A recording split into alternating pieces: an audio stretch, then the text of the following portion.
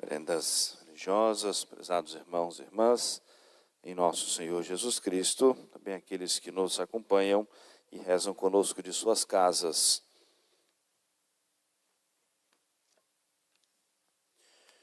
A liturgia deste quinto domingo, depois da festa de Pentecostes, traz para nós algumas importantes reflexões.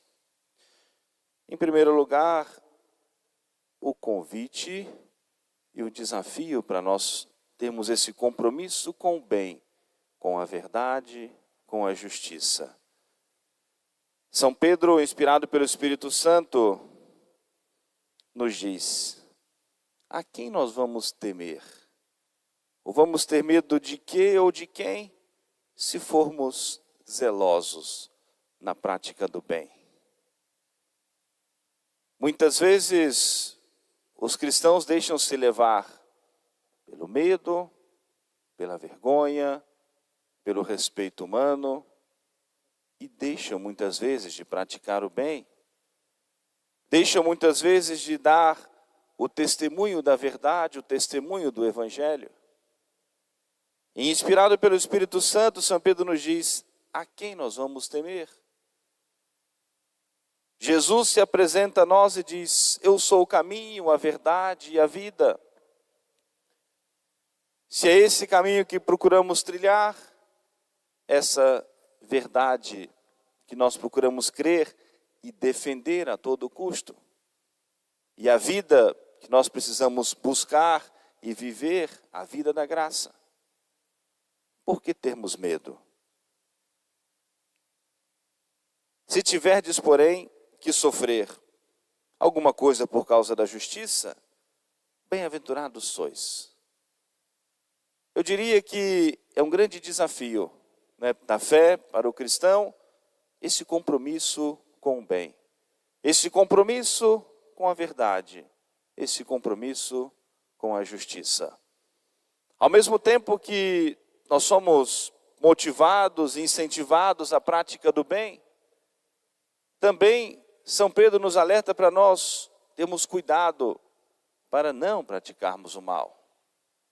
Se é importante que nós sejamos testemunhas da verdade, São Pedro nos diz que os vossos lábios não profiram mentiras, porque isso não agrada ao Senhor. Se nós temos esse compromisso com o bem, que nós não utilizemos desse dom que o Senhor nos deu, para nós ferirmos o nosso próximo, para nós denegrirmos a imagem do nosso próximo, para nós destruirmos a moral, a honra do nosso próximo. O cuidado para nós não caluniarmos, ou mesmo espalharmos o mal, os erros do nosso próximo. Ao mesmo tempo que temos esse compromisso com o bem, esse cuidado, esse alerta para nós evitarmos o mal, para podermos dar sempre o testemunho da verdade.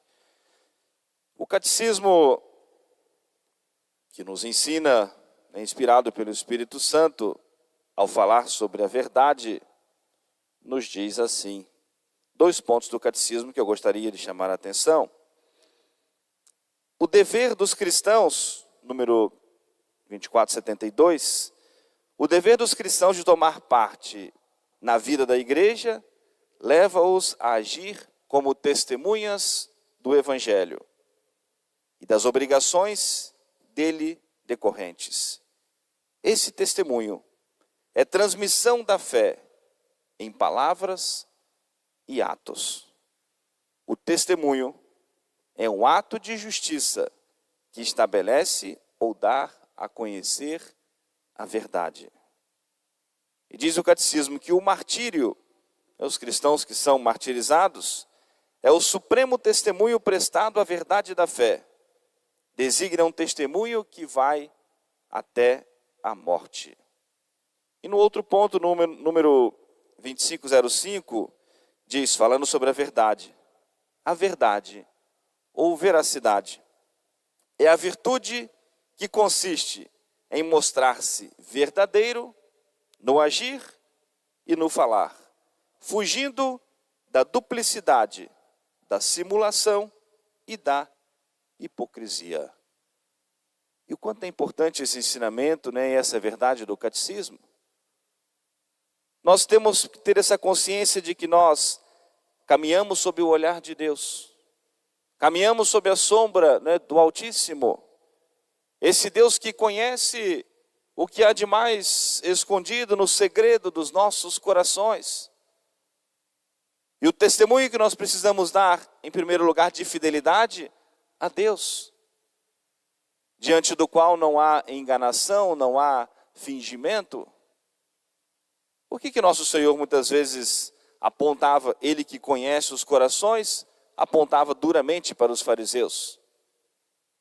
Porque agiam com falsidade, gostavam de se apresentar, né, diante dos outros e até querendo fingir uma virtude diante de Deus, mas um coração que estava inteiramente longe de Deus. E por isso nosso Senhor faz referência hoje no Evangelho de São Mateus: se a vossa justiça, santidade e virtude não for além dos escribas e fariseus, não entrareis no reino dos céus. Nosso Senhor fala dessa pureza do coração, não só o fazer mal fisicamente, né, ao próximo, mas essa pureza de intenção, essa pureza do coração. E por isso nós precisamos sempre, né, como que exercitar, trabalhar em nós. Aquilo que Santo Inácio diz, o exercício da presença de Deus, sempre procurarmos nos lembrarmos de Deus, desse Deus que conhece o mais íntimo dos nossos corações, da nossa consciência. Mas São Pedro hoje também nos alerta para algo que é muito importante: não retribuirmos o mal com o mal, mas a nossa resposta, sempre uma resposta de bem. Não pagueis o mal com o mal, injúria com injúria, mas pelo contrário, abençoai.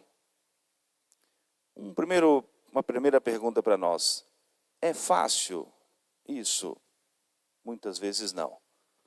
Tendo recebido do nosso próximo alguma ofensa, alguma injúria, alguma coisa que nós, segundo o nosso julgamento, foi maldoso da parte do nosso irmão, muitas vezes a nossa reação natural é querermos pagar o mal com o mal. É querermos pagar na mesma moeda, como se diz popularmente. Mas não é isso que o nosso Senhor nos pede no cristianismo. Não é isso que a nossa fé católica nos orienta, nos instrui, nos conduz. Mas sermos testemunhas do bem, da misericórdia, do perdão. Às vezes, naturalmente, ficamos, né, ressentidos, né, ofendidos, que a pessoa, né, traiu a nossa confiança, a palavra, ou caluniou, inventou, nos feriu de alguma maneira.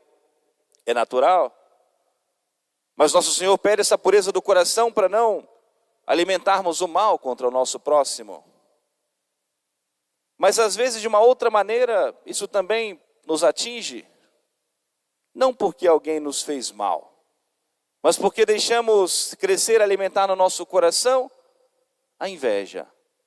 E a inveja se manifesta de duas maneiras: ou nos alegramos porque alguém se deu mal, ou ficamos tristes, incomodados pelo sucesso do outro. Ficamos tristes, incomodados porque o outro talvez está indo em alguma coisa melhor do que nós. De duas maneiras se manifesta em nosso coração, muitas vezes a inveja, que corrói o mais íntimo da nossa alma, corrói a pureza do nosso coração, destrói a nossa alegria, nos impede também de nos apresentarmos diante do Senhor com o coração puro.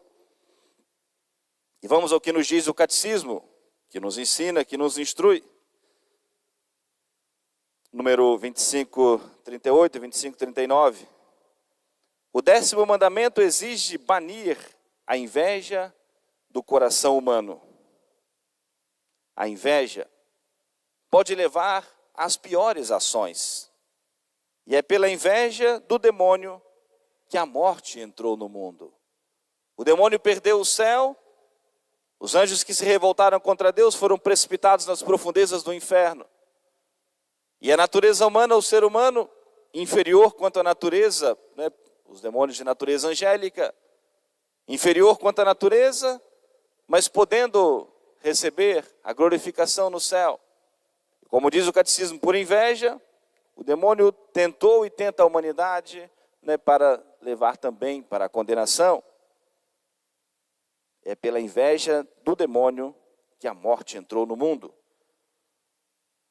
E diz o catecismo, quando agimos com inveja, queremos pagar o mal com o mal, qualquer outra coisa semelhante, ou torcemos pelo mal do outro, nós nos combatemos mutuamente. E é a inveja que nos arma uns contra os outros. Mas se nós pertencemos ao corpo místico de Cristo, se todos procuram por todos os meios abalar o corpo de Cristo, onde acabaremos? Nós estamos enfraquecendo o corpo místico, o corpo de Cristo. Declaramos-nos membros de um mesmo organismo e muitas vezes nos devoramos como feras. A inveja, diz o catecismo, é um vício capital. Designa a tristeza sentida diante do bem do outro e do desejo imoderado da sua apropriação, mesmo indevida. E quando deseja um grave mal ao próximo, é um pecado mortal. E a reflexão termina com uma frase de Santo Agostinho, que diz: a inveja é o pecado diabólico por excelência. Da inveja nascem o ódio, da inveja nasce a maledicência, da inveja nasce a calúnia, a alegria causada pela desgraça do próximo e o desprazer causado por sua prosperidade.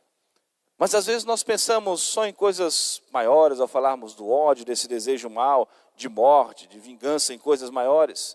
Mas muitas vezes se manifestam nas coisas pequenas do nosso dia a dia, nas relações próximas.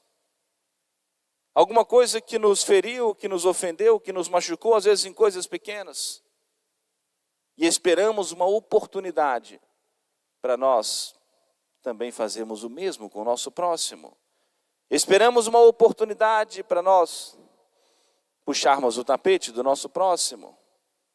Aproveitamos muitas vezes uma oportunidade, alguém que muitas vezes não combinamos muito, para nós denegrirmos a imagem, falarmos mal.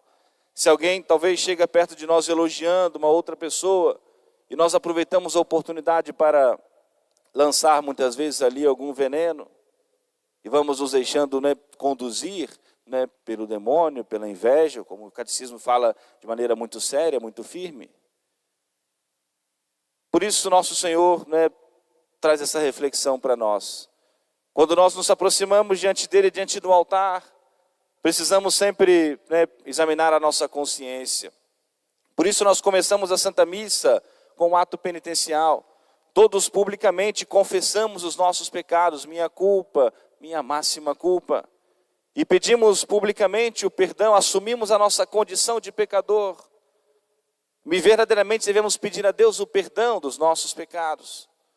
Para assim podermos, né, com a igreja, com o sacerdote, oferecermos também o nosso sacrifício ao Senhor. Para que nós alcancemos de Deus o perdão, alcancemos de Deus a graça.